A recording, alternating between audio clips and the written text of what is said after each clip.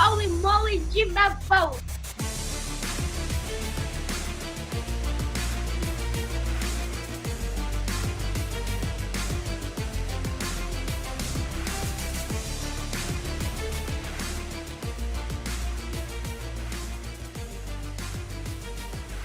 Court is in session with Ryan in Sacktown on If You Don't Like That. Now, Ryan in Sacktown. Oh, must be Ryno.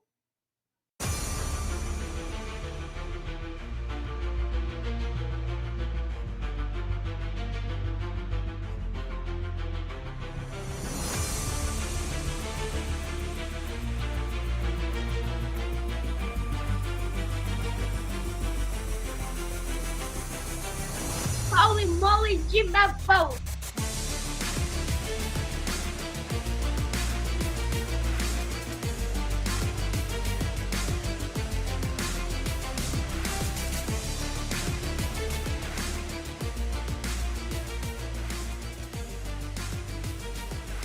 Court is in session with Ryan in Sacktown on If You Don't Like That. Now, Ryan in Sacktown. Oh, must be Ryno.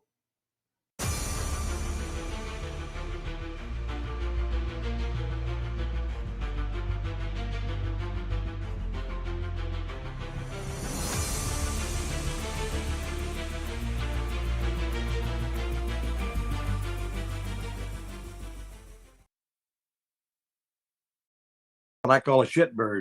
Every team Yes, really they needs do. what I call a shitbird.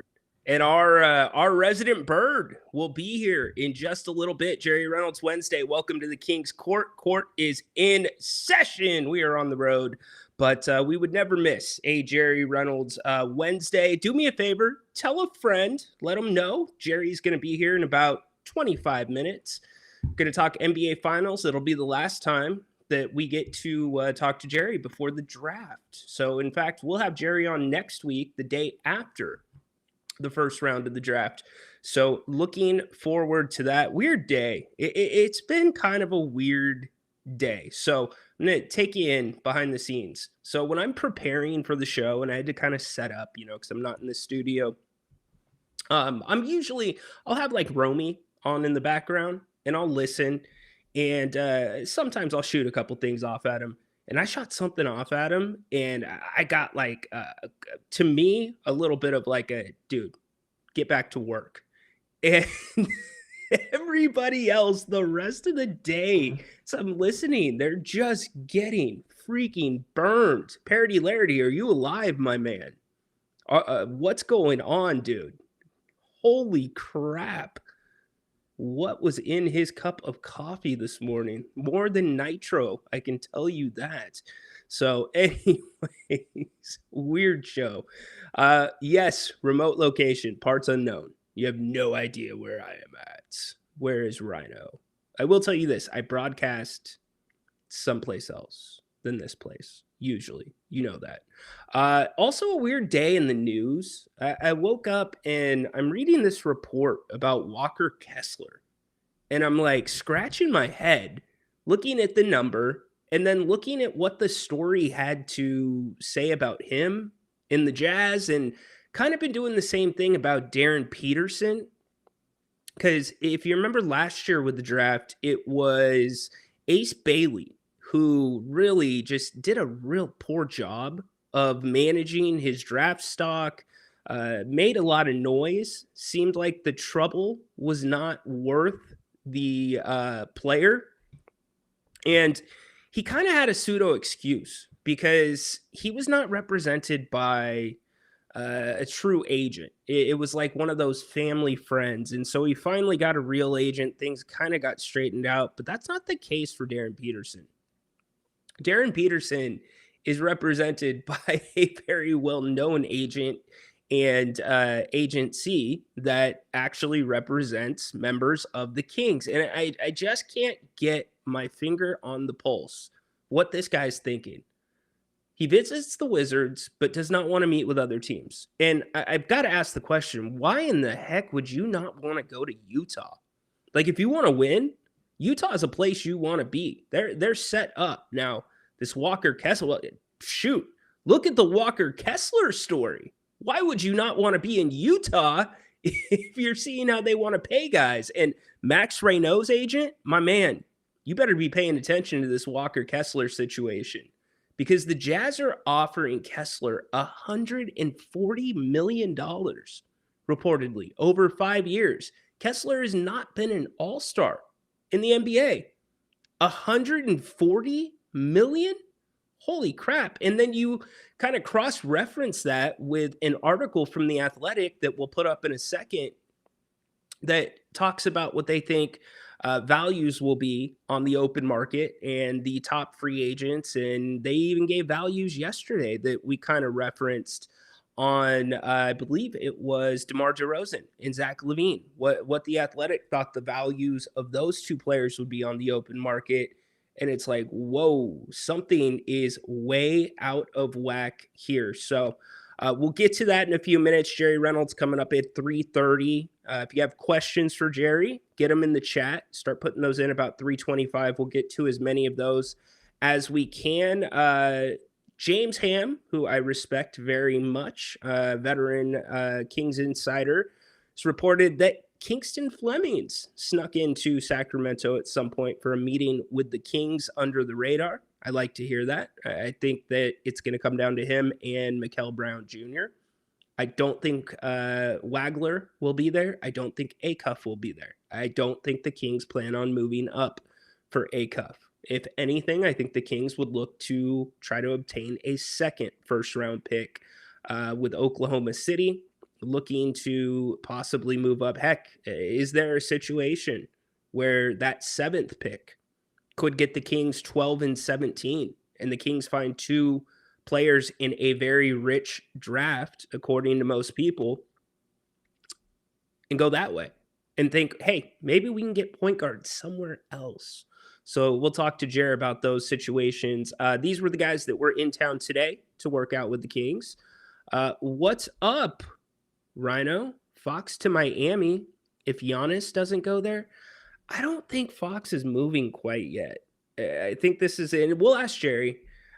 I think it's been interesting to track how De'Aaron Fox is being covered now. And I don't know why the questions were not asked, the questions that we were asking here about the contract that San Antonio gave him.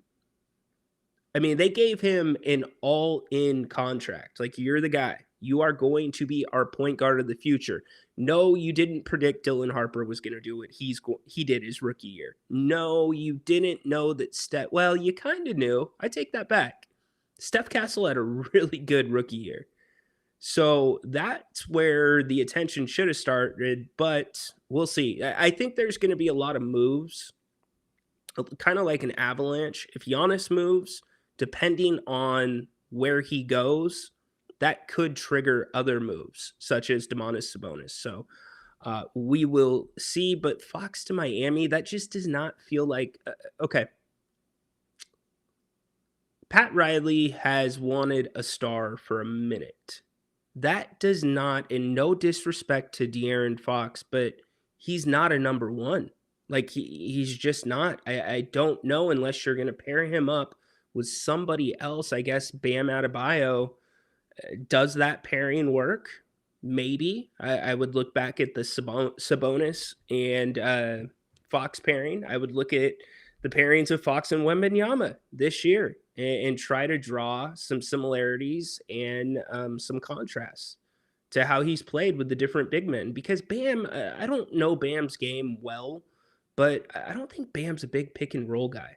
Tell me if I'm wrong. So we are 6 days out from the draft. Looking forward to that. The Kings have announced, or at least Sean Cunningham has put out, that the Kings are going to hold a draft party for the number 7 pick. So look for that news to come down the pipeline in the next few days. As Sean put out, Kings right now, 7th pick.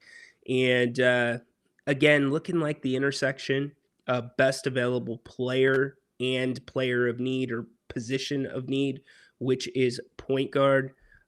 Yeah, I can't see it either. You're right, John. It just doesn't feel like a Miami fit.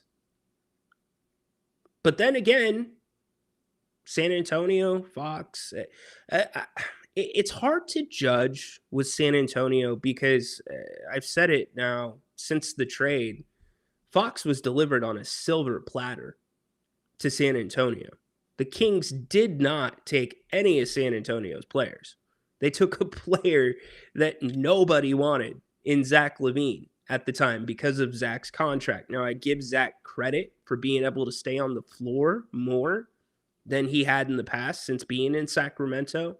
But that was a straight Vivek Ranadive move. And because the Spurs had so little skin in on that trade, knowing that the first round picks were likely going to convert to second round picks, it was kind of a free trial, really, like where they have your credit card number, but they're not going to charge it unless you forget to cancel the free trial. That's kind of what it was for San Antonio, because you had 2 years left on Fox's contract, or a year and a half left on it, and you got to see how he meshed with the group. I mean, he couldn't have had a worse NBA Finals, sans Game 2. But with that, well, with that organization and how steady they are, how they don't usually make knee-jerk reactions, I don't know if they're going to judge Fox on that sample size. Certainly it is going to be in play, but is that going to be enough to get them to move him? And I don't know that the market is real hot for De'Aaron Fox right now, especially because The Athletic put out today the shooting guard market. And I know Fox as a combo guard is actually really, they believe, is pretty good this summer. In fact, I will pull that up for you right now. Here is The Athletic. Yep. NBA free agency 2026. Austin Reeves, Norman Powell highlight shooting guard class. Norman Powell isn't he in Miami right now? So maybe if they lose Norman Powell. So this is that board methodology that we were looking at yesterday. It's somewhat explained. I would encourage you to go look at this because it kind of projects what they think players' values will be on the open market. And it's been pretty different from some of the numbers that I thought. So looking at these, tier 1, Austin Reeves, obviously. Keon Ellis is a tier 3 MLE guy. Okay. So MLE at 19.89. Tier 2. Oh, excuse me. We skipped tier 1. I guess there is no tier 1. Tier 1 max guys, none. There you go. Tier 3, Norman Powell. So Keon Ellis and Norman Powell are listed in the same tier. How's that? That tells you something. But there's another guy that I wanted to look at right there. Kobe White, Charlotte, 18 million, 121,736. White is a valuable scorer who profiles more as an elite sixth man than a starter, but he can play on or off the ball and has enough size to check shooting guards. That should get his price point to the non-taxpayer MLE at the very least. Interesting. Very interesting. Remember what we went through last season with the MLE, and is it going to be used on Dennis Schroeder? It ended, I forget how that played out because I'm not a capologist, but Schroeder ended up getting a bigger number than that. Io DeSumo, I don't think there's a big enough sample size on him. 14 million, maybe. Did anybody know who he was before Anthony Edwards got hurt and he had a 40-plus point game? I would need some more tape on him before I am paying that type of money. Benedict Mathurin, Quentin Grimes, you can keep going from there. This was the other story that I wanted to get to that just really blew my mind. Walker Kessler. Apparently the Jazz have offered him $140 million. Max Ryno, screenshot this. Get it to your agent right now.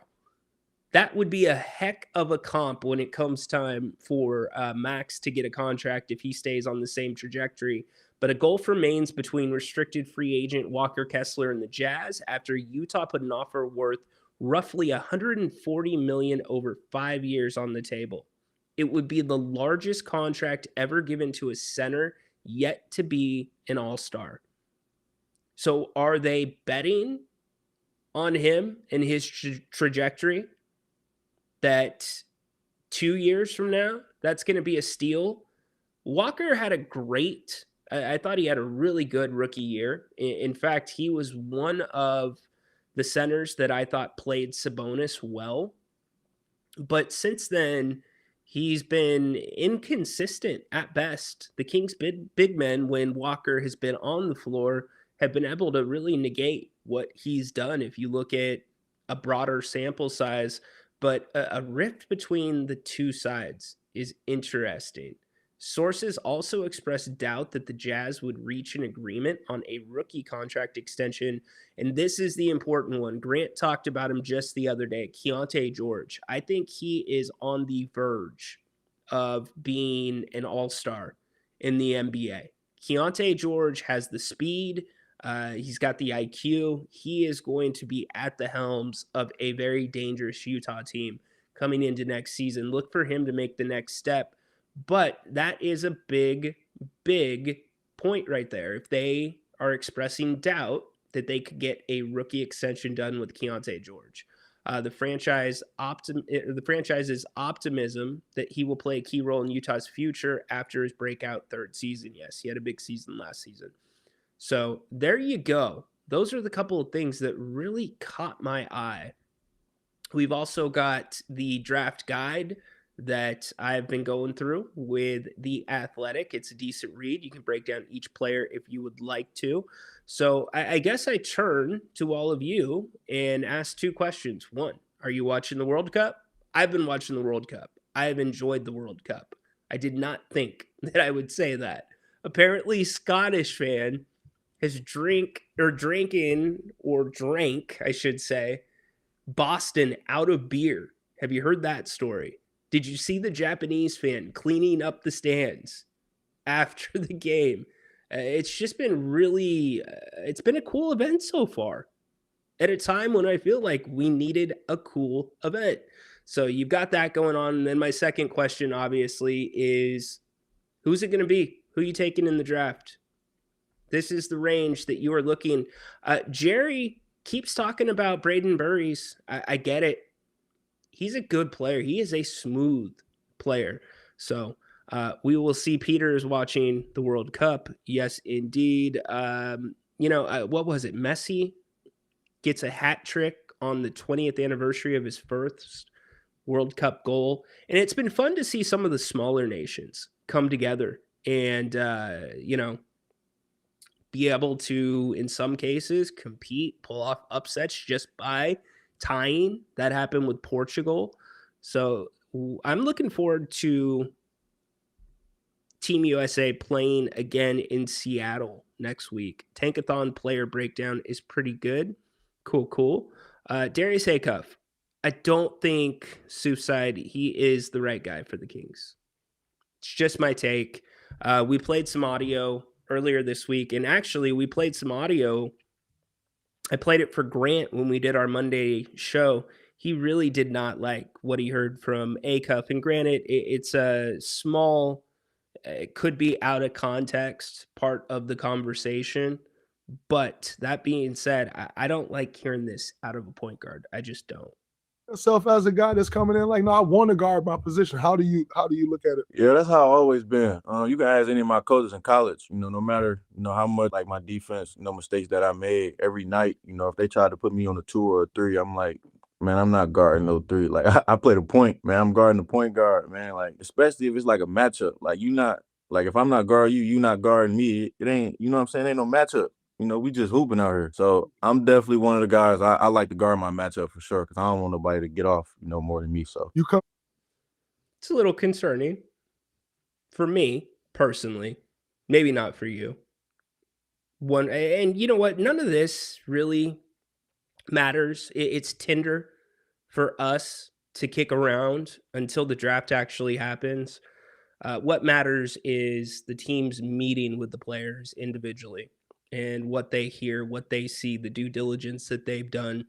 But schematically for the Kings, Acuff might have a higher ceiling than Kingston Fleming's, might have a higher ceiling than Keaton Wagler.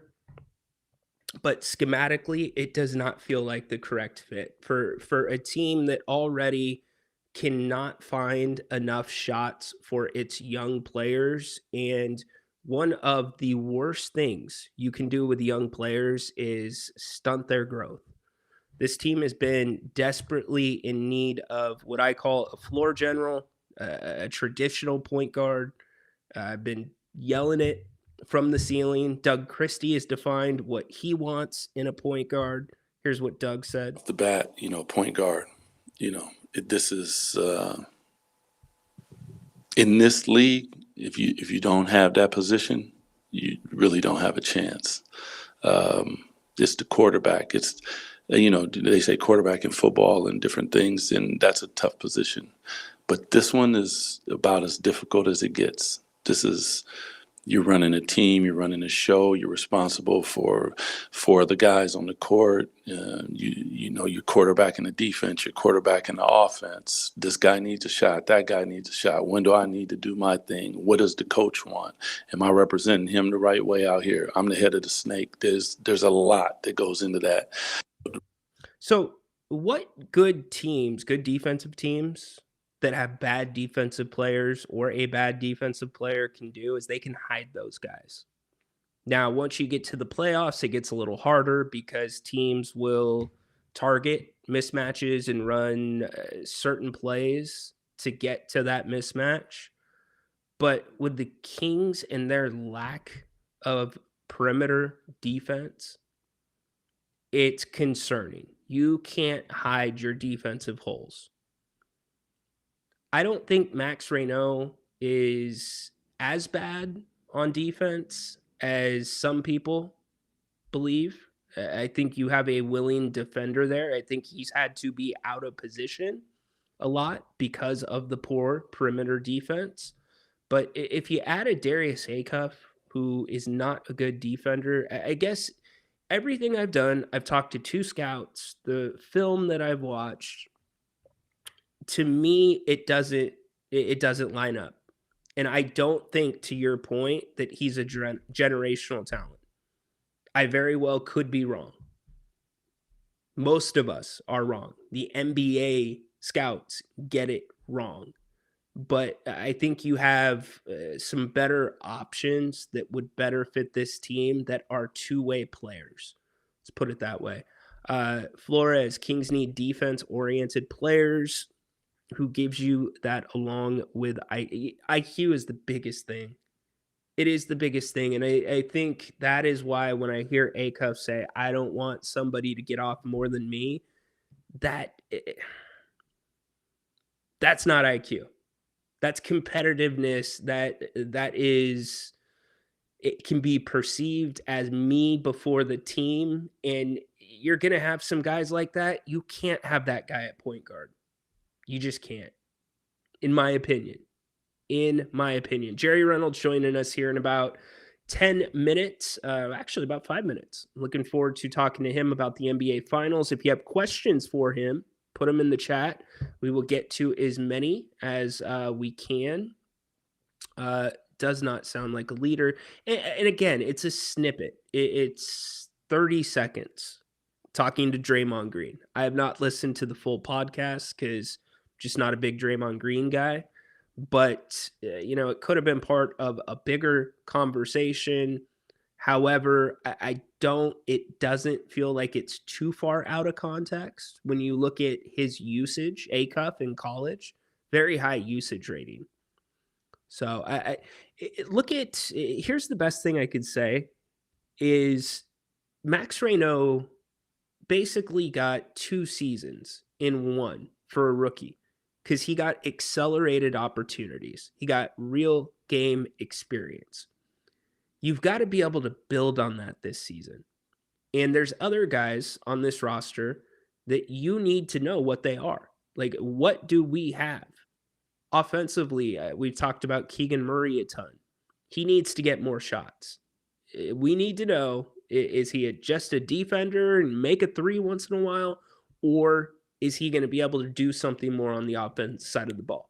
Bringing in high usage point guards, it's a tricky thing because that is what has led to, and I think Rob Perez, no, it was Antonio Daniels who said it. There's not enough true point guards in the league anymore. And that's why we've had this 3-point era, because those are the guys that you're trying to target. In fact, let me see if I can get that clip from Antonio Daniels, because it's a darn good one. Throughout the chaos that has happened in losing a 29-point lead, Rob, as a point guard, as a quarterback, you're supposed to think differently. You have to understand the significance and the importance of time, score, situation, and time over point. So that was on De'Aaron Feel like Fox. it's lost Here we in go. today's NBA. The traditional point guard, I say it all the time, Rob, it's not a skill set, it's a mindset. There's a difference between the way a lead guard thinks and a point guard thinks. There's a drastic difference in the two, because the point guard is worried about time, score, situation, and a lot of times the lead guard is worried about score. I will never take these players for granted. He's spot on. He is spot freaking on. Who do you think would be a generational talent outside of the top three? I have no idea. Generational, when you say generational, that's LeBron. That looks like it's going to be Wemby. Looking even at the top of this draft, I don't think there's a generational talent by my definition of generational. Or else, if you did, there would be a clear cut, at least if there was a consensus that there was a generational talent in this draft, then there'd be a clear cut number one. There wouldn't be, okay, well, is it actually going to be DeBonta? You would have a clear cut number one. So a lot going on in the world of basketball, obviously. Here, Sacramento, the draft coming up next Tuesday. We go into the lean season with the NBA Finals all done. Jerry Reynolds, who correctly, by the way, predicted that the Knicks would win the NBA championship, joins us now. What's up, buddy? Looking good. How you doing? Not feeling good, and it was a great series. Obviously, even though I mean, it's amazing the Knicks win in 5, and we're behind probably 90% of the time. Just one of the most remarkable series I've ever watched, and there's no doubt in my mind that the Knicks deserve to win, and the Spurs, deserve to lose. That's kind of the way it's supposed to work out, I guess. So that's kind of been the conversation. We'll get to Fox in a second because we're getting a lot of questions about that. So you feel that the Knicks won it and the Spurs did not lose it? Yeah, I mean, certainly the Spurs, the way they controlled most of the games, you would have very much assumed they could have taken it to 7 or maybe could have won it. And they certainly had. I think they're the more talented team. I do think the Spurs are the more talented, but the Knicks have been together and they added some bench strength with Shamet and Alvarado they didn't have last year. And so that added to it. And plus quite honestly, they had the best player. Jalen Brunson was the best player, and often championships comes down to which team has the best player. Jerry, how refreshing is it to see a guy like Jalen Brunson who is getting it done strictly off of work ethic and grind? He doesn't have great height, athleticism, etc. How refreshing and needed is it to have a player like that in the NBA now be featured as a champion and Finals MVP? Oh, very gratifying. I mean, there's a kid, certainly was a great player in college, won championships, a couple of championships in college, was overlooked because of his size, a second-round pick. And,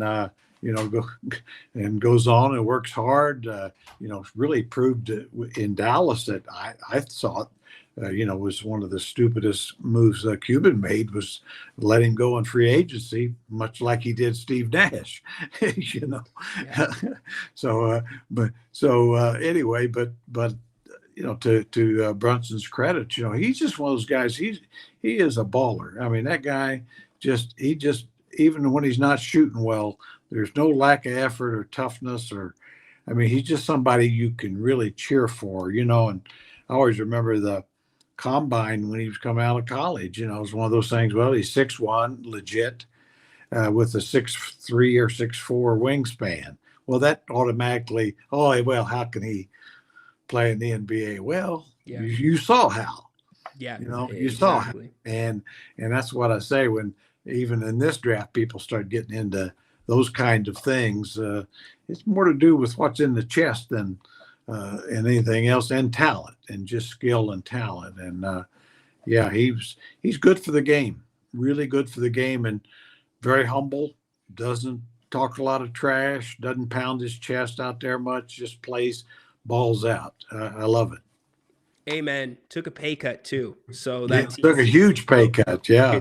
Could win a championship. So speaking of the draft, and we're going to get more in depth in that in a second, we'll do our predictions.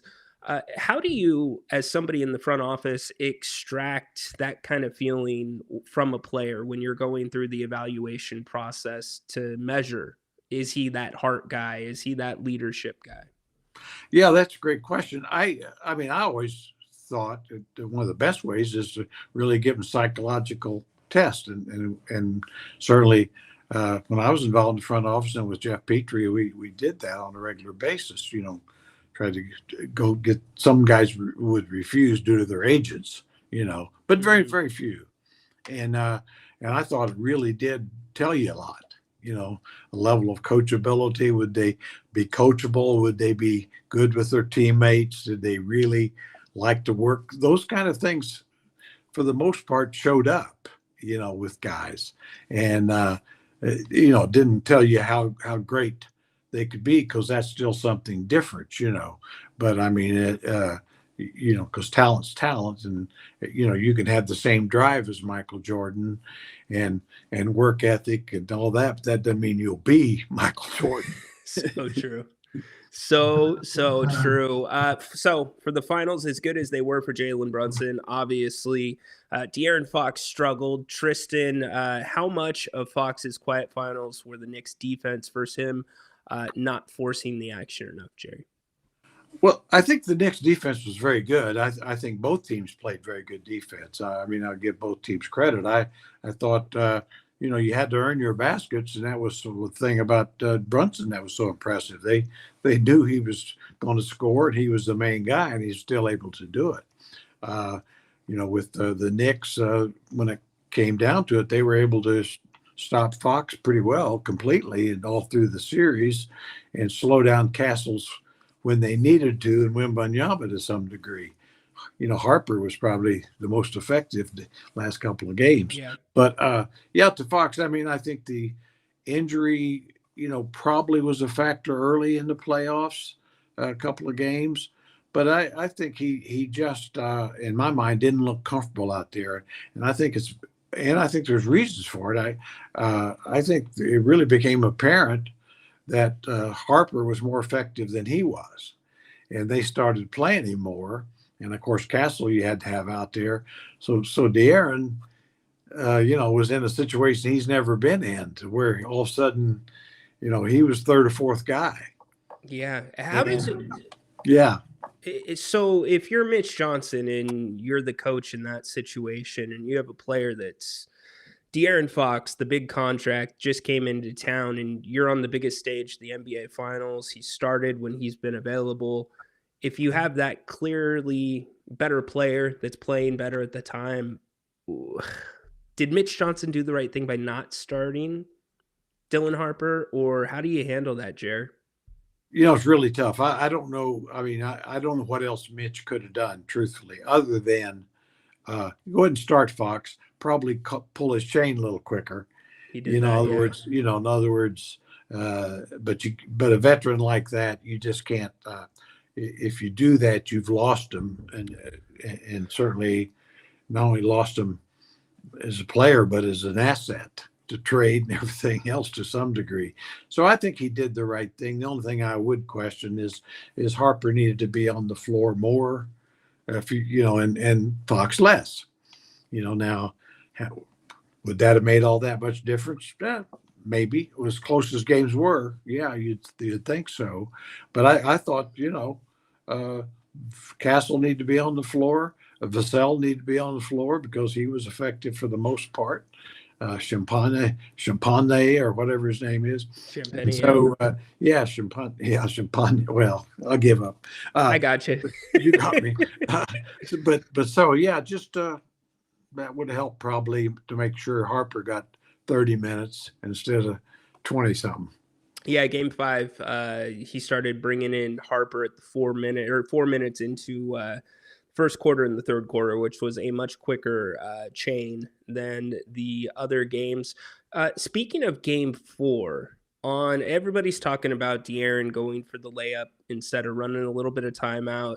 I'm looking at the defensive play where he went to double Brunson and he left OG Anunoby and Karl Anthony Towns on the weak side with only Steph Castle there to box out. Did that feel like something a coach drew up, or did you think that was one of those gut plays or one of those lapses like we saw against Detroit here in Sacramento? Well, I do think the defensive play was probably drawn up. Okay. I'd be surprised if that wasn't what they wanted to do, believe it or not. But I mean, it did leave OG a clear route to the basket, but still, it was a great play, and truthfully, it wasn't an easy tip. It was really a tip shot, if anything. And so, but the other part of it is, he clearly should have dribbled the ball out, and he had certainly had a chance to dribble 5-6 seconds out before he was fouled, and he's pretty good free throw shooter. So, in reality, they probably win the game, but he didn't, and and of course, if he could make the layup, that probably wins the game too. We sometimes forget that. Yeah, if he had the ball, if he had been able to make, and if OG Anunoby doesn't become LeBron James Superman version and block the shot, and then of course tip it in at the end. So, there's a lot of ifs and buts, but I mean, that was just 2 Superman plays by Anunoby that changed that game from a loss to a win. No doubt about it. You're spot on. And then also the basketball IQ of Jalen Brunson to get that ball up immediately when he saw Fox come. Yeah. One thing about it, I think I think that's underestimated on him, really time and score. I mean, the guy knows, and of course he was going to take the first good shot he could get, which he did. It didn't, I don't think it made a difference where it was, no. But because he's that much confidence in his ability, it missed. And of course, that was what the Spurs were. They wanted to make sure he didn't get a good shot. He actually got a pretty good one. And but so it's a unbelievable comeback. I don't think I've ever, in the NBA, nothing should surprise you because we see these kind of things all the time. And I thought about turning the game off at half. And then I got thinking, these damn guys came back from 21 down to the Cavaliers in the fourth quarter. Yep. And I didn't think they're going to win, but I said, they're liable to they'll probably make a game of it. Yep. I said, they're going to probably get to 10, 12 points at least. So it'll be worth watching. And of course, what happened. I looked at it and I said they executed, at least in the first quarter, the Spurs, their game plan perfectly. They got Cat into foul trouble. And then the 3-ball just explodes, right? Yeah. And with a young team, they might go back to the 3-ball, or they might, smarten up, take some time off the shot clock, make the most out of your possessions. And I didn't see it happening. So I tweeted out that you're going to see an all-time comeback during the second quarter. And it ended up happening, but it seems like you had the exact same thoughts. Yeah, and they're probably, for a young coach, that was probably his big mistake. I mean, the momentum would clearly changed, and he was a little slow on the hook there, and then saying, like you said, use clock, go inside more. the clock is almost your friend when you're up 26 points at the half, and they really didn't do that. They just came down in quick shot threes, which they'd made in the first half. But yeah, stats tell you that just because when you hit 60% of your threes in the first half, you're not going to make 60% of your threes. Exactly. I mean, it just doesn't work that way. I mean, with sometimes as fans, we think, well, a guy's a 50% shooter. He's going to hit 1 out of 2. No, he's going to go 0 for 10 and then 10 for 10. That's the way that it works very often. So true. So true. Okay, I'm being selfish. Let's get to some questions in the chat. Jerry, do you think Acuff is better than Fox right now? No, he's got to prove it. I think he's a better freshman in college than Fox was. I'll say that. I think he's gets to the basket better, a better pure shooter for sure. And I think he's a better, more creative passer. Defensively, he's not near as good as Fox was in college, and Fox wasn't a great defender. But I think you always got to, kind of wait a little bit here, and that kind of stuff. But I think he can be terrific. Don't get me wrong. I think he's got a chance to be a star, Acuff. But if he were to walk on the court in the Knicks series today, he'd have had a tough time. No doubt about it. So, question, before you came on, Darius Acuff went on Draymond Green's podcast, and Draymond was asking him about defense because defense has been a little bit of a hole in his game. I'm going to play Acuff's answer, and I want to see your take on it, both as a coach and somebody from the front office. Here's Darius Acuff. Yourself as a guy that's coming in like, no, I want to guard my position. How do you look at it? Yeah, that's how I've always been. You guys, any of my coaches in college, no matter, how much like my defense, mistakes that I made every night, if they tried to put me on a 2 or a 3, I'm like, man, I'm not guarding no 3. Like I play the point, man. I'm guarding the point guard, man. Like, especially if it's like a matchup. Like if I'm not guarding you, you not guarding me. It ain't, you know what I'm saying? Ain't no matchup. We just hooping out here. So I'm definitely one of the guys. I like to guard my matchup for sure because I don't want nobody to get off, more than me. So you come into the league. Any worries about that, Chair? Not really. I think what he was saying, he wants to from a defensive standpoint, outplay the guy that's guarding him. Well, that's okay. What he has to understand and will be taught, pretty quickly, is that to play defense in the NBA, you're going to have to switch out on guys. You are going to get switched onto a 3 and a 2, and just like they're going to be switched off onto you. So you don't get a play. You're a man all the time. And but the fact that he took some, kind of personal that he wants to outplay whoever's playing him, that's good. I mean, he could have. What you'd like to hear him say, I haven't been a good, but I'm going to be one. And I'm going to, whatever it takes, I'm going to switch out and I can play any guy. I can go in there and play the 4-man if I have to. It's all bullshit, of course. Right. So where's that nuance then for you? Like, do you like hearing that confidence versus the BS, or is it somewhere in between? I don't take much of it either way. I'll wait till you show me. Love it. Show me. Certainly, he's not been a good defender in college. But then again, that's not a new. Jalen Brunson wasn't either, by the way. Still isn't. And Luka Doncic was, and Steph Curry was. I remember these things. That's one of the reasons they slid in the draft. People say, well, Curry can't guard. It's going to be a problem, his size and strength and all that. Well, okay. So I don't think that's a disqualifier. It may turn out to be, but usually if a guy's that good offensively, they have enough. If they're good enough offensively to get by people, they're good enough offensively, or defensively, stay in front of people. Great point. I mean, it's athleticism. I always thought Kyrie Irving's a great example of that. Even at Duke, he was below average defender, which is, a little unusual for Duke because they really play it. But and he was below average when he first came to the league by a lot. but he's gotten to be average. Yep. You know, and I mean, he can stay in front of guys pretty good, and of course but they can't stay in front of him. And so you know, it just is what it is. It's nothing matters much until, you know, it's like wherever they're drafted doesn't matter until they get on the court and prove it. You know, we see that every year. No doubt about it. Flores, dang, Flores, you're gonna ask Jerry this. Do you have a draft blunder during your time in the front office as a coach, front office or as a coach? Well, yeah, in the front office, I really didn't have the only one I'd call while I was in charge was Travis Mays, the 14th pick. I think everybody else would have been taking the same spots years down the road, or in the same general vicinity.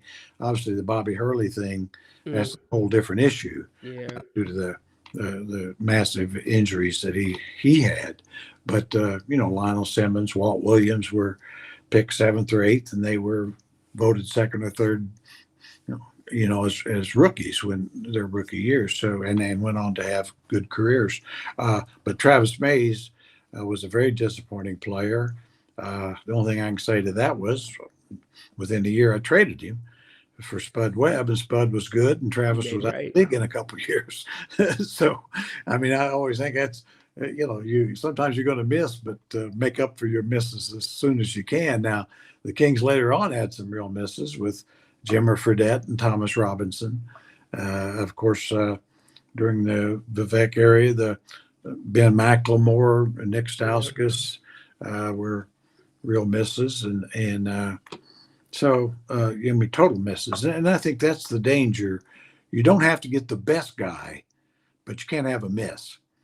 You know, I mean, to me, it's like you know, I mean, say a De'Aaron at 5 was an excellent pick. You know, I know Vlade had said, well, if we'd kept a 3rd pick, that's who we'd have taken at 3. Well, that would have been a mistake. Tatum's better. Right. But but certainly a good pick. I always go back to the year Bill Russell was general manager, and of course the real miss was Purvis Ellison had the 1st pick, and the year before he picked Kenny Smith, and that was a good pick. It wasn't the best pick. The best pick happened the next pick, Kevin Johnson. But I mean, Kenny was an excellent player and certainly deserved to be a top 7 or 8 pick. But so I don't know if that answers your question, but it's a crapshoot. I mean, you always say, I mean, that's why 3 of the kind of the last 3 MVPs were Jokic drafted 41st, and Dedecumpo 15th, and Shai Gilgeous-Alexander 11th. Yeah, that's an excellent point. So, I mean, you got to keep that in mind. Excellent point. And keep Max Ryno in mind. Absolutely. Maybe he'll be MVP in a couple of years. Well, I mean, Jer, I'm not gonna hold my breath, by the way. Yeah. But that's the kind of thing the Kings need, is that kind of home run. No doubt about it. Spot on. Do we not give Scott Perry enough credit? Because you just gave the example how you got off a player quickly for getting off of Dennis Schroeder, because that was his big off-season signing, and then traded him at the deadline. Yeah, well, I thought it was a good move. I mean, he needed to do it. He did. You know, kind of part of the Schroeder trade included Keon Ellis, which, you know, still is a player, and you kind of gave up an asset in order to get rid of, you know, Schroeder's a good player. He just didn't make sense for us once they got Westbrook. You know, that was that. But I will give, I mean, I do think he deserves a lot of credit for the draft. I think getting in the draft last year was significant, and got Nick Clifford, who I think is going to be a player. Then, of course, 42nd pick, getting Ryno, terrific draft. Then the free agent signing of Cardwell. Yep. You know, that's an excellent, you know, free money kind of pick. And then I think equally a brilliant move, in my opinion, was getting Precious Achiuwa. Great. So point. I think I think his draft and acquiring and his view of talent has been outstanding. Now, going forward, it changes, because the draft becomes after this year becomes a little less important with the new rules, and trades and free agency becomes more, and that's where the pressure will be. But yeah, I think it really is unfair not to give Perry credit for some of those moves, because they were all excellent basketball moves. Let's see. Jerry, would you take 3 first-round picks from the Spurs and Fox with his contract for Zach LaVine? Oh, yeah, my gosh. 3 first-round picks, sure. I would, because I mean Fox is really good, and 3 first-round picks. I don't know what kind they'd be, but probably I would do that. I know they wouldn't do that. No. So it's they will trade Fox. I don't think there's any doubt. But what they will trade him for is not a guard. They don't need a guard. They will trade him eventually for a power forward. You've been saying that for a while now. Yeah, and it showed up in the playoffs. Yep. The one thing they really didn't have, they needed an Aaron Gordon, Naz Reid kind of guy to, that can help protect the basket as well as stretch the floor, and more importantly, somebody play inside, because for all of Wemby's talents, he has 0 post game. 0. That's you've said that's what needs to be next for him. Right? Yeah, he's got to get that, or he'll be a major star. That's not going to change, but you can't put him in the all-time great class until he, because if he's just going to be a perimeter big offensively, that's just not enough. No, not with that size, Jared. Not with that size. No. They will say the fact that he can shoot threes, it doesn't mean he ought to. I mean, it's in today's game, you want your big to be able to, much like a Jokic or an Embiid, those guys. But that shouldn't be. That's the secondary part of their games. Yes, exactly. When you need to, not because you want to. Yeah. Yep, I'm with you there. Jerry, curious to know, what would you do with Sabonis, Monk, and Murray? Keep or trade? I would certainly keep Murray, and I think this is the year. This is his year, and but I don't think you could make much sense to trade him now. With Sabonis and Monk, I would be willing to trade him if I could get something I thought moved the team in the right direction, getting younger, getting potentially more talented, better fit, all those kind of things. But to, just, in other words, throw them away for nothing, I'm not sure that, because, it's one thing to, if you could get under the cap enough to get a free agent, that's one thing. But the problem you have with that, I think, as fans, we think, well, just kind of give Sabonis away and get rid of that contract. Well, first of all, there's almost no teams that have that kind of cap room anyway. Right. So you're going to have to take contracts back. It may not be as much.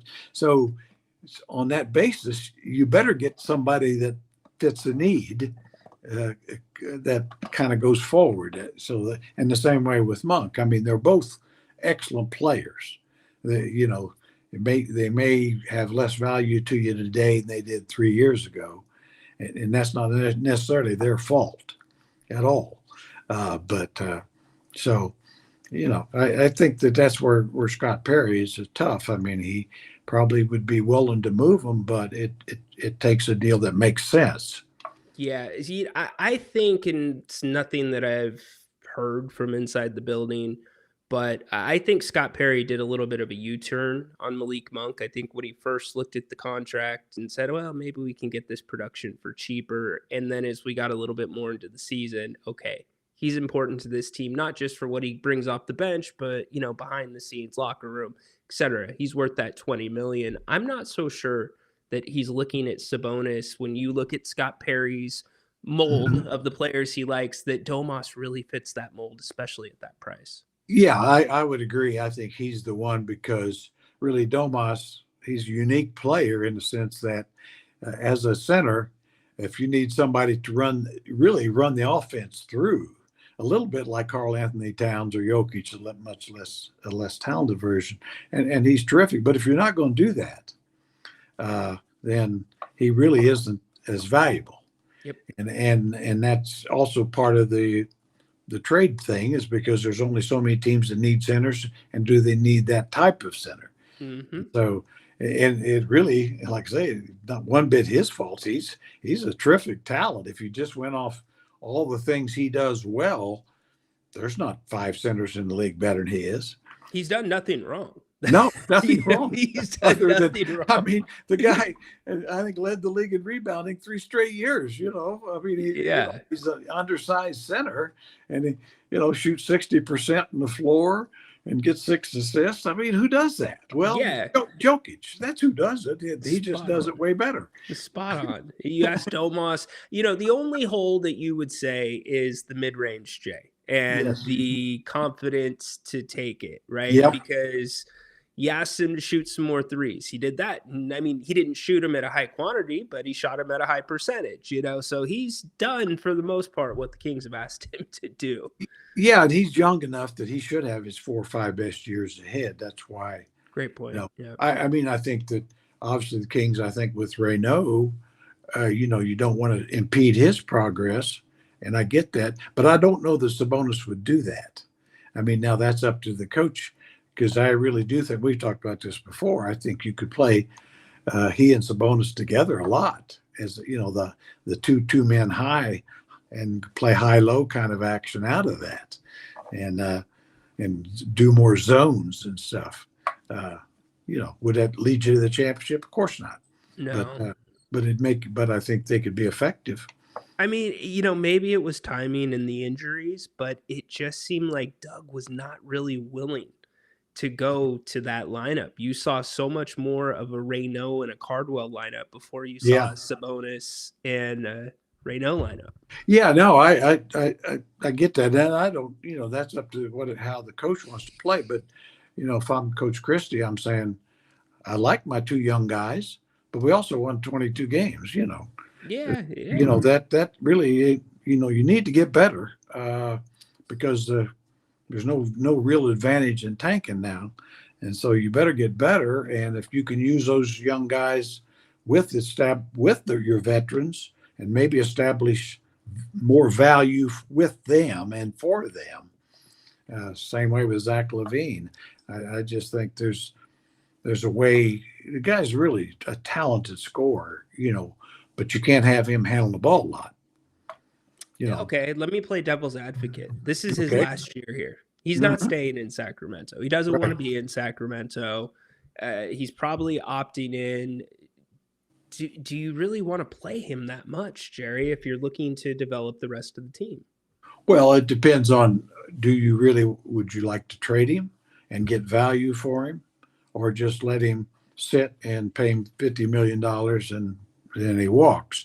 Because he is a player, and there are teams that would like to have him, not at $50 million. Right. But I guarantee there's teams that would be all over him for $20 million a year. Yeah. And so to say all of a sudden, okay, we're not even going to mess with him, I think that's a bridge too far for me, because the guy, here again, I think used properly, could be a very efficient 20-plus scorer, and increases, and maybe a trade deadline, you really get something you really want. It's a really good point. It is. And I guess I'm looking at how the Kings might be trying to play that game with him about opting in versus opting out. Like, hey, Zach, you're not going to play that much if you opt in, because that's a lot of money. Because if Zach doesn't opt in, which he 99% likelihood or probability he will, then your financial situation is completely different. Oh, exactly. And I mean, the only way he's not going to opt in is if his agent finds out, which the Kings could give him permission to try to find out, it really makes no difference whether they do or not. He'll find out, Yeah. what his value might be out there if he were a free agent. And so it's not going to be 50 million a year, but to where some team might offer him 75 million for 3 years. Well, would he be better off to do that? Well, in my opinion, he would. But now that whether he thinks that or his agent thinks that's a whole different deal. Yeah. But yeah, that's it's a situation where the Kings really don't want him back, and he doesn't want to be back. Right. But it's also true to, if he's going to keep the contract, which he likely will, it's to his advantage to play as well as he can. No doubt. No doubt. I give I never worry about that guy with guys, on the last year of their contract. It's a great point. And I give Zach a lot of credit. I think he's shown the ability to stay on the floor here in Sacramento. Had the Kings been competitive, he probably would not have opted for the surgery. So he has shown that. And I think you hit the nail on the head saying you're not bringing the ball up. Like, that's not Zach LaVine's job. Zach LaVine has never really brought the ball up like that. He's coming. Yeah, no, it didn't work well, did it? No, it did not. And I mean, that's the value of the draft. If you're getting a point guard, you better be good enough to where the ball's comfortable in his hands, a lot. And then whether it's Nick Clifford or Zach or whoever, they're out there to move, get ready to shoot. Yep. Amen. Mr. Reynolds, should the Kings pick up Devin Carter's 4th-year team option at $7 million if still on the team after the start of the new season? That's a great question. I would like to, make sure you have the option as a restricted free agent. Don't lose that. But I wouldn't do anything more than that, just to make sure you've got rights to him as a restricted free agent. And because the $7 million is what it is in today's game, it's not that kind of money. But what you don't want, in case he does improve and has some value, you might get something for him. And he was a 13th pick, and so I would probably try to go with the conservative route here and see if there's something. There could be something there, because that you're not going to by not keeping him under contract, you're not going to get any cap room to do anything with. Yeah, it's so good. You're right, spot on. Here's the thing: if Keon Ellis could not get value, how are you going to get value out of Devin Carter? I don't know that you will, and probably if you asked me to bet on it, I'd say you're probably not. Yeah. And so it's a matter of, if you're totally convinced that that's the case, then you probably don't do it. I would just rather err on the side of caution. It wouldn't be the first. Ask Cuban, did they give up on Brunson too quick? You have said this for so long. You said it about Davion Mitchell.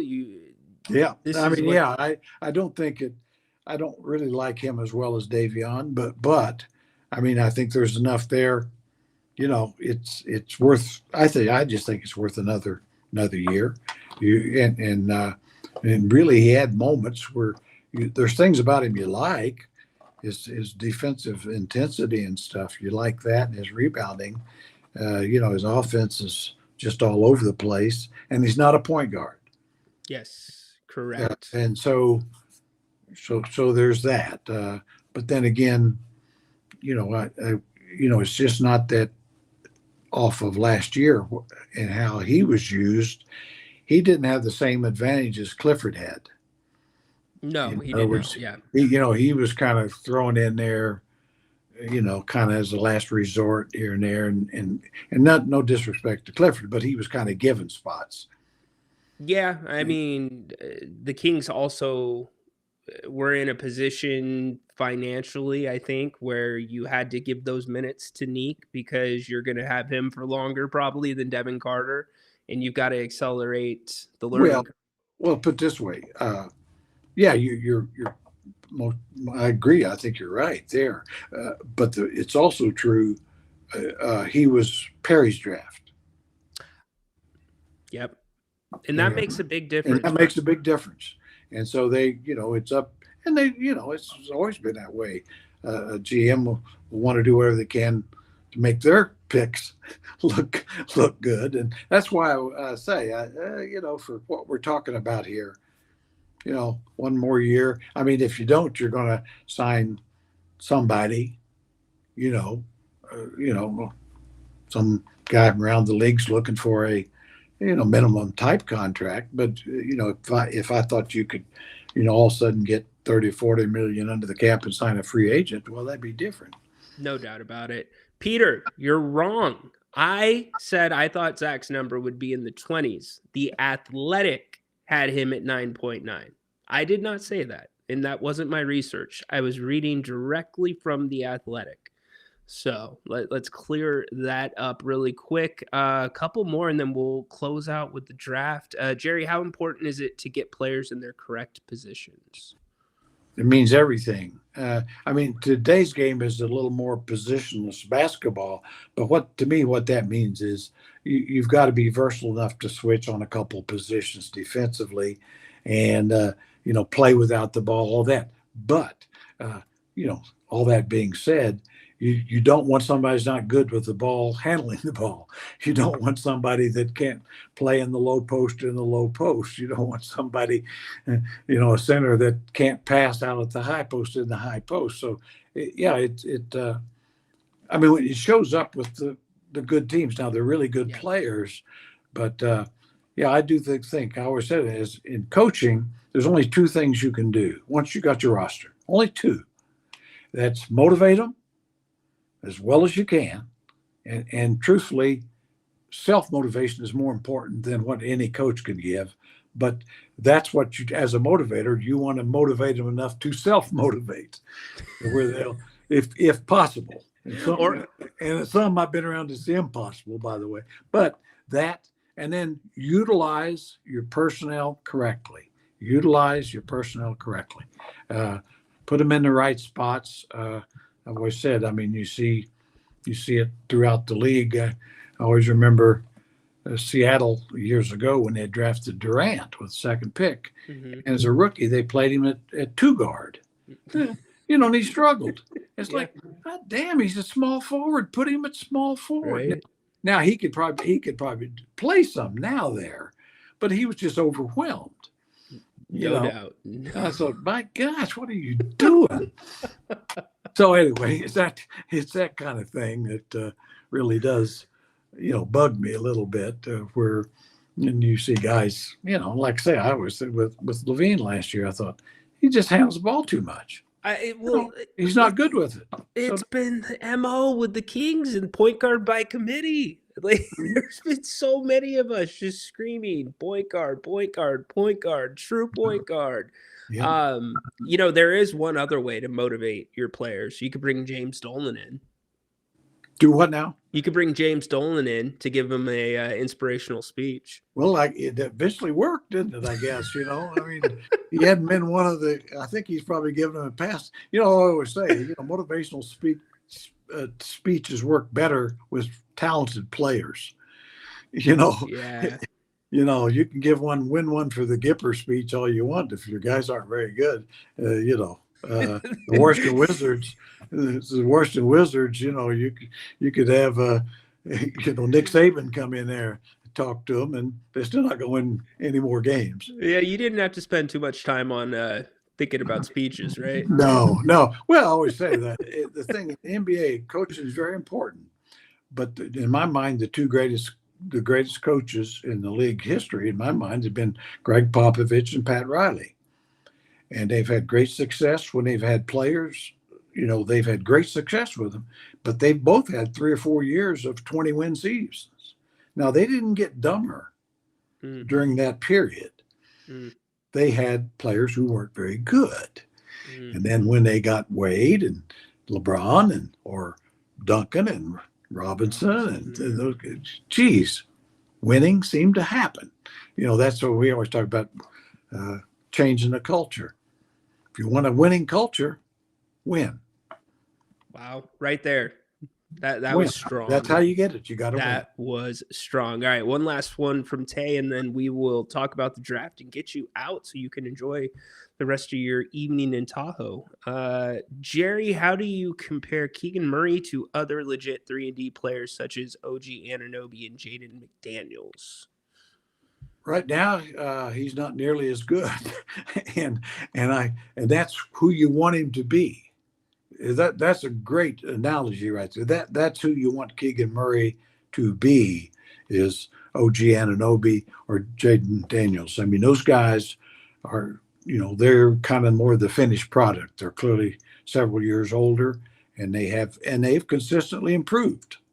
So if you're setting a timer on Keegan Murray, how much longer are you giving it till you can make a judgment on what he is? This year. Okay. This year. This is his year. I mean, I'm not saying he has to be OG Anunoby this year. Right. That's not. But in my mind, he's got to be an 18.8 rebound guy type thing with productive numbers. Yeah. In addition to, I mean, his defensively, you already know he's good enough. Offensively, more consistent. More consistent. I mean, you can't have the 6 points one night and the 20 points the next night. Guys are going to have off shooting, all that sort of thing. But he's got to be the kind of guy on a bad night gets you 14, one way or another, getting to the line more, things of that nature. So, but yeah, that's those two guys. That's what the Kings need him to be. Like either one would be fine. And I mean, I think they're a great one in a sense because they're players who probably every year they've been in the league when they're, OG got some injuries early, but when he's been healthy, he's gotten better every year. Of course, I've always said, this time when they traded him and as well as Siakam, let him go. It's like, if they'd have kept him, they would have been contenders again. Yeah. And you think about that. It's like Scott with some of the other talent they had through the draft. I mean, it's like, why are you panicking here? Yeah, you're right. And then I also look at it. Here's the counter example. OG was around Pascal. He was around Kawhi, right? With the other example, McDaniels, he's been around Edwards. He's been around Gobert. He's been around for a little bit Anthony Randall. And it's like, who's Keegan Murray been around at that position? Yeah, great point. I mean, no, he really, that's kind of it, really. And so he's been on his own, in a sense. And I think, in my mind, he's been almost too willing to fit in with thirsty or hungrier players. And he needs to be more that himself. I've always said that's kind of with Domas, one of his weaknesses, he's too unselfish. But that's who he is, and that can't change. But I think with Keegan, it has to change. You have to, to be more demanding of the ball, more aggressive, going to the basket, trying to draw fouls, all those kind of things. And this is the year. This is the year. This is the year. And so we'll, this time, end of the year, we could probably answer that question pretty good. Yep, absolutely. I meant Julius Randle for those that are probably in the chat. Like, Anthony Randle, who is that? Anyways, okay, so we are less than a week from the draft. We'll be back hopefully together next week. When we get back together, who's going to be the newest king? You know what? I'd probably say Kingston Fleming, just because I don't think Acuff will be there. Wagler could be, and I'd probably take him. Although between the two, I kind of think Fleming would be better early, and Wagler better late. I think there's more of an upside with Wagler, and you might have to, wait a little longer. And I think it's going to be between those two guys. An outlier, and I don't know, like I say, he could be there as well, is Mikal Brown. Yes. I'm not at all sure. I don't know how his workouts or whatever went, but athletically, he's just off the charts compared to those guys. Freaky. Yeah, no doubt Yeah, about it. he's one of those guys that, could be the surprise of the draft, so to speak. Are you buying into some of the evaluations that are comparing Wagler to like a slower Tyrese Halliburton? A little bit. Okay. Yeah. He's probably better as a freshman than Tyrese was. Interesting. Because Tyrese stayed 2 years. But I don't see him ever being quite the leader and the true playmaker. I see him a little more as a better version of Josh Giddey. Okay. All right. A little more aggressive to the basket, better consistent shooter, a little better defender. I don't know if that makes if you'd agree with that, but I see that compared. And Josh is a good player. Yeah, no, I think athletically it's spot on. In fact, that was one of the people that came to my mind when I was thinking about him as well. I think Wagler's shot can be a little bit better than Josh Giddey's, though. Oh yeah. I think it's at the same stage, way above Giddey. No doubt. Gotten better. So yeah, I don't think any of them will miss. Not somebody will, but I think that's where the strength of this draft is, in my opinion. And I heard you talking earlier, and we've talked about it. I've never thought that this is there's a franchise guy in this generational draft. Jerry. Generational talent. No. LeBron isn't in this draft. Jabbar is not in this draft. Thank you. Came Olajuwon is not walking through that door. So there's that, but I think there's 10 or 12 players that really can be good, and probably you might have 4 or 5 guys that could be multiple all-stars, and that makes it a really good draft.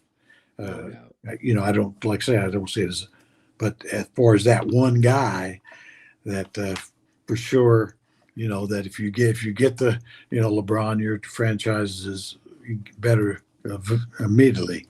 Yeah, there's going to be somebody in the second round. There's going to be somebody late in the first round, right? But you just laid it out perfectly. There's not that clear-cut guy that it's like, okay, your outlook for the franchise has completely changed the second their name is called, Yeah. I hope I'm wrong, just like you do. I'd like to see 3 or 4 of them. Maybe A.J. DeBonsa becomes the next Dominique Wilkins. I don't believe that's going to happen. Yeah. I think he can be certainly a several-time All-Star, and I would take him number 1 because I think he's got a chance to if he were with the Kings, he as a rookie could probably be their leading scorer. He could also be Andrew Wiggins. Absolutely. Markelle Fultz. Look at all the Andrew Bennett. I mean, there's Bennett. Yeah, you took it right out of my mind. The Cleveland guy, Michael Olowokandi. UOP's finest. Yes.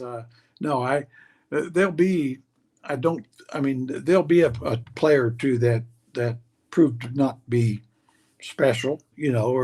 But I don't think NMB misses. In other words, if I could see where Fleming's, he might not be an all-star level player, but I could see him being awfully good. He really reminds me a little bit of Drew Holiday, and he's not quite as big and strong at the same age, but I think his game is every bit as good as Drew's was, and it took Drew a couple of years, but he's had a marvelous career.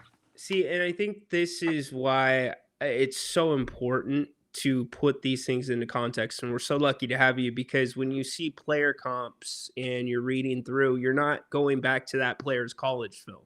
Right. You're looking at them right now as a player. Okay, he's going to step on the court and be Drew Holiday. He's going to step on the court and be Wilkins. And you do that and put that so eloquently. So we're lucky to have you. Yeah, well, I've learned the hard way. You always want certain guys, or you're not sure certain guys can be that good, and they turn out to be, the Steph Currys. His first year. So I always said, I know for a fact that Golden State offered him up as part of the Bogut deal. They could have either Curry or Monta Ellis. And they took Ellis. Because they knew they couldn't play together. They had to move. And at that time, they weren't, Curry had the ankle problems early in his career, and Milwaukee, as usual, screwed up. Hey, Monte was a player, and though. Monte was really good. Yeah, and he'd proven. Yeah, I mean, you could understand it at that time. Yes, because Monte Ellis was an excellent player and had proven a lot more, and the way Milwaukee looked at it as well, it's less of a risk because we know he's really good. They probably would have got killed at the time for taking Curry over Ellis. They would have. They would have. You're absolutely right. I mean, that's what, history, sometimes forgets at the time certain things. And so, well, anyway, I always remember that particular rookie year because Tyreek Evans was rookie of the year and deservedly so. Curry came on strong late in the year, but early in the year, Tyreek was behind a guy named Brandon Jennings. Early, everybody had him as rookie of the year up to about the middle of the year, and he, slowed down. But he had a 55-point game, early in his rookie year, and I mean, probably you and I are about the only two who would remember that. But and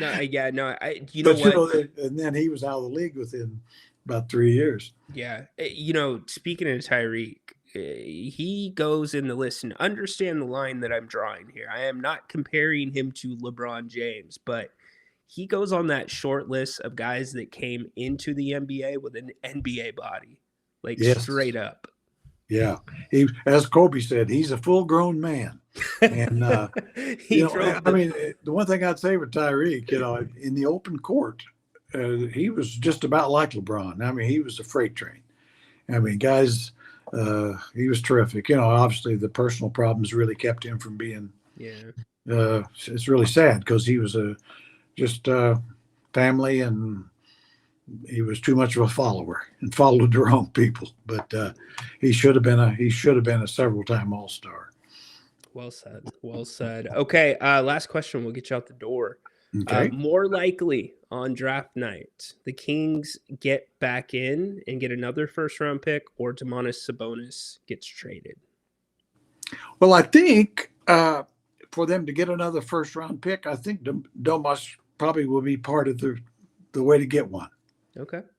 So I think if they get another pick, it means that Domas has been traded, and if they can't get another pick, it means that's probably it.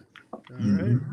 That's as you know, I'm only right about 5% of the time, but that would be a guess there. Hey, you nailed the finals, my friend. You were all over that. Well, I sure didn't as good as I, thought the Knicks were. I mean, I really didn't see it plan out like it did, honestly. I'm just amazed that a team like the Spurs could really be ahead, I think, 90% of the time and lose 4 out of 5 games.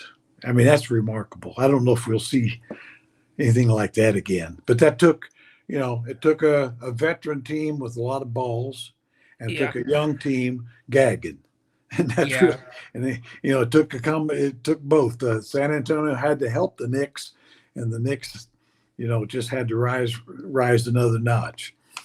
I think the stage was too big for the Spurs. Yeah, I do too. When the stage is a little too big for the Knicks at times during the series, then it is massively too big for the Spurs. And you could just see the oxygen leaving the Spurs sideline as you got closer and closer to the fourth quarter and into the fourth quarter. And quite frankly, if you're the Spurs, yes, you have Victor Wembanyama, but if you're looking at the roster, you brought De'Aaron Fox in to be that guy that you are looking towards. Yeah. Right? To lead you through. The fourth quarter guy, and he just wasn't. And they have no power forward. They just really, I didn't really notice that weakness so much during the regular season, but that's the way it always is. Whatever you don't quite have, it shows up. I always say, the Denver series where they got beat was, no Aaron Gordon, no Peyton Watson, and injuries are injuries, but there's no way Denver can play at a high level without Aaron Gordon on the floor. Yeah. I mean, he is. That's why we say teams are an Aaron Gordon away from a Yeah, championship. yeah. And they made that move. Yeah, that's a great point. So, well, it's too bad that you didn't go down to the casino down the street from you and cash in on the Knicks pick, my friend. Yeah, well, I should have probably, but then again, I didn't lose. I didn't win any money, but I didn't lose any, and that's what I like, not losing money. That's right. After the story you told last week. No, Oh no yeah, more of that. no, I'm still traumatized. You know, lost $20 in 1967. Probably not a very pleasant couple of months with Mrs. Reynolds. Oh, it was awfully tough for about 3 days. I'll tell you that. You had to work it off. Ooh. Ooh. Yeah, anybody's been married understands. So Yep, totally. Jerry, I appreciate you. I appreciate you and enjoy it. And there's great questions by the fans as always. I really enjoy that. I mean, really.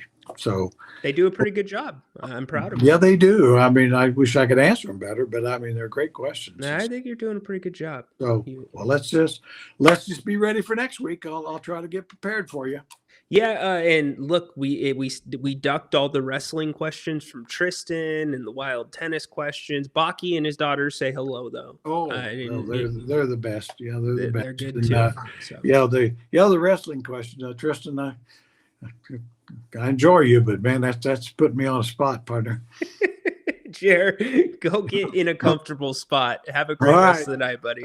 See ya. Thanks. Take care. Good stuff. Awesome having Jerry each and every week. That is like the fastest hour of my week, hands down. It's not even close.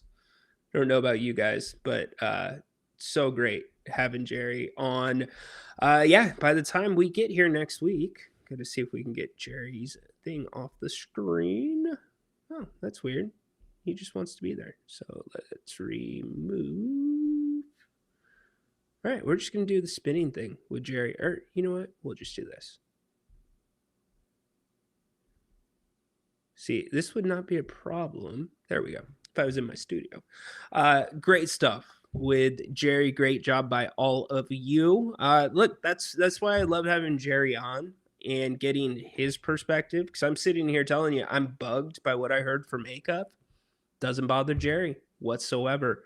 So thank you to everybody for being here. Grant is off tonight. He will be back tomorrow night. By the way, between us, it's his birthday tomorrow. So make sure that you drop in and wish him a happy birthday. We will be back in the studio tomorrow for the Thursday edition of the King's Court. Appreciate again everybody being here. Yeah, Tristan, he even had to bring you up, you know.